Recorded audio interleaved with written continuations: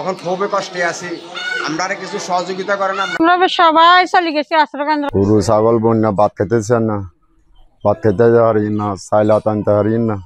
আমরা তো ডরে বয়ে শেষ ওলা মাইনা লইছি তারি আর কি করবো। আমরা সবাই চলে গেছি আশ্রয় কেন্দ্র। আমরা যাইবার প্রস্তুতি আছে, বেগুনে কিচ্ছু নাই। আমরা সবাই গেছো আর আমরা দুই চার 10 গিরি যা আছে আমরা আবার যাবো কই। আমরা কিছু আমরা তো এতার করছি, আমরা তো থাকবার মতো কোনো ক্যাপাসিটি নেই, সবাই যাবো কই। আমরা বাইরে উত্তরসূরি ডলার ভানি বাইকের সব ডুবালেছে থাকতাম মারি এখন আই স্কুলের ভিতরে আশ্রয় যায়। আমরা অথরিটি এখানে 20 ফ্যামিলি ভাড়াহরি আর হুট লই নাতি লই জিজ্ঞা মাই লই ভাড়াহরি সে লই একটা মোট 20 পরিবার এখানে আছে। আমরা এখান থেকে বহু দূর থেকে আইসি, পানি ভাঙ্গি। আমরা এখানে খাবার দাবার নাই, আমরা এখানে ব্লেড ট্রেনে কোনো সজ্জা নাই। আমরা নিজে ভাগ করে নিজে খাইতেছি, এখন খুবই কষ্টে আছি। আমরা কিছু সহযোগিতা করেন। আপনারা সহযোগিতা না করলে আমরা জীবনটা শেষ হয়ে যাবে।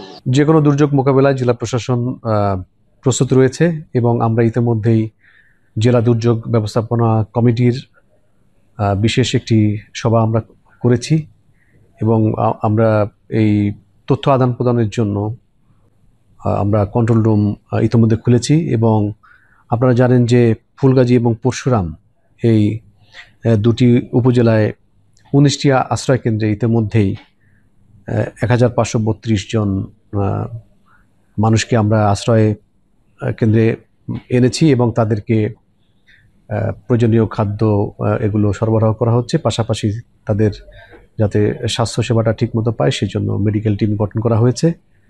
আর পাশাপাশি অন্যান্য এলাকায় যে সকল মানুষজন যারা এখনো আসতে পারেননি, যদি এরকম প্রয়োজন হয় তো সেক্ষেত্রে তাদেরকে আমরা আশ্রয় কেন্দ্রে আনার ব্যবস্থা করছি। এ লক্ষ্যে উপজেলা প্রশাসনকে সহযোগিতা করার জন্য স্থানীয় যারা গণ্যমান্য ব্যক্তি আছেন তারা থেকে শুরু করে বিভিন্ন শ্রেণী পেশার মানুষ এবং 60 জন ট্রেন্ড স্বেচ্ছাসেবক নিয়োজিত আছেন, তারা সার্বক্ষণিক কাজ করছেন। সরকারের তরফ থেকে আমাদের পর্যাপ্ত পরিমাণে ত্রাণ সহায়তা এবং মানবিক সহায়তা এগুলো বরাদ্দ দেওয়া হয়েছে। আমরা প্রয়োজন অনুযায়ী যদি কোনো চাহিদা আসে আমাদের কাছে যে সাহায্য প্রয়োজন হবে, সেক্ষেত্রে আমরা প্রয়োজন অনুযায়ী আমাদের বন্যা আক্রান্ত ব্যক্তিদেরকে সেই সহায়তাগুলো করব।